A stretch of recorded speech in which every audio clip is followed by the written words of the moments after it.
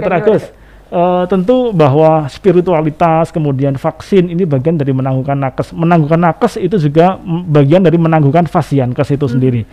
Nah, selain itu apa sih sekarang yang menurut Dr. Agus yang masih kurang, yang kemudian dinilai oleh Dr. Agus terkait dengan fasiankes agar survive itu ya di era kenaikan COVID di tahun ini? Apa yang masih kurang dan perlu disupport oleh banyak pihak, Dr. Agus?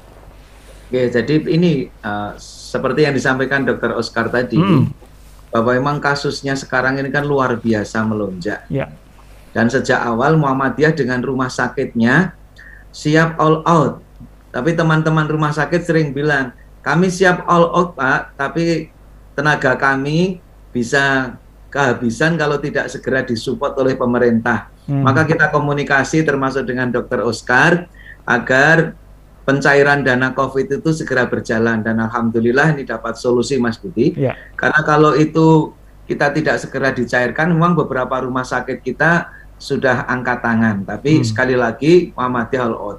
Yang kedua, ketika awal-awal pandemi kemarin, beberapa tenaga kesehatan kita kan disibukkan karena sulitnya mencari obat-obatan. Ya. Habis itu pun kemudian harganya mahal.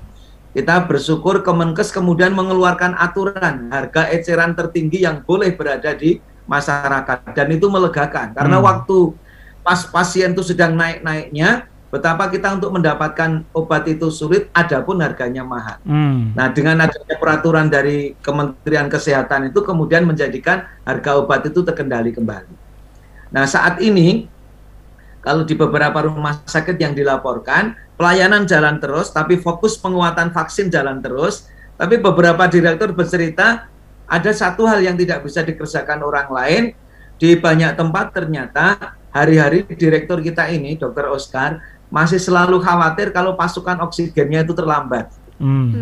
Jadi masih selalu khawatir kalau pasokannya itu terlambat. Karena memang itu menjadikan beberapa teman rumah sakit kita ketir-ketir. Nah, dengan adanya gugus tugas di masing-masing provinsi kabupaten, alhamdulillah pelan-pelan problem oksigen itu teratasi, Mas Budi.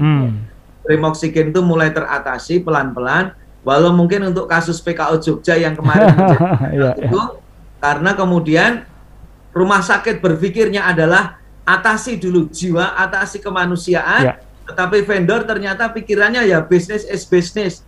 Tabung kami tidak boleh dipakai untuk vendor yang lain. Padahal waktu itu kita betul-betul sangat kritis, bahkan menyediakan truk sendiri, tapi itulah yang terjadi.